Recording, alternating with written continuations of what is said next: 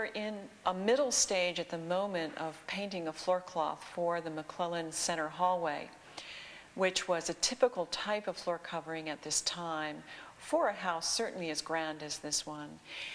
We are not copying a specific artifact or known fragment of a floor cloth dating from this period, but have put together a composite design that is based within historic design and decoration.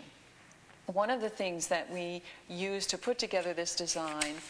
is an engraving that comes from a builder's treasury of floor designs, and that was used to draw up a geometric pattern that was often called a tessellated pattern that was then decoratively painted with many layers of paints, glazes, and varnishes, and ultimately comprises a very durable covering for a space, particularly one like a hall or a dining room.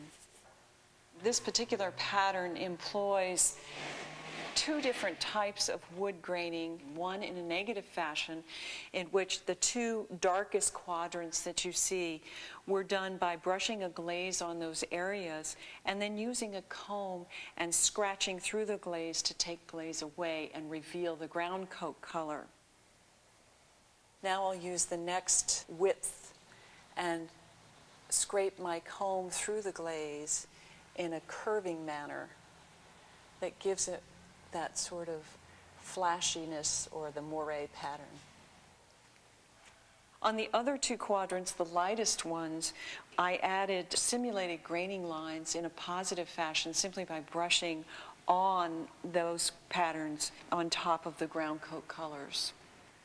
You might see graining employed on architectural elements, on floor cloths, on furniture, and it was something that was regarded not to be an illusion of the real material, but simply regarded as a decorative form for itself. I think it's hard for us to imagine how cold life was in the early 19th century. So floor cloths were a means of not only protecting a floor and decorating a floor, but it would prevent drafts from coming up through floorboards.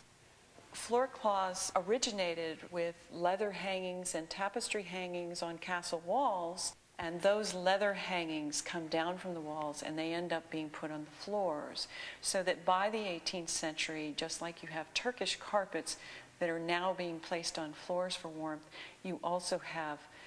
decoratively painted leathers as well as painted canvases. I've worked on a lot of restorations in my 30 years of doing this, and this is, in my opinion,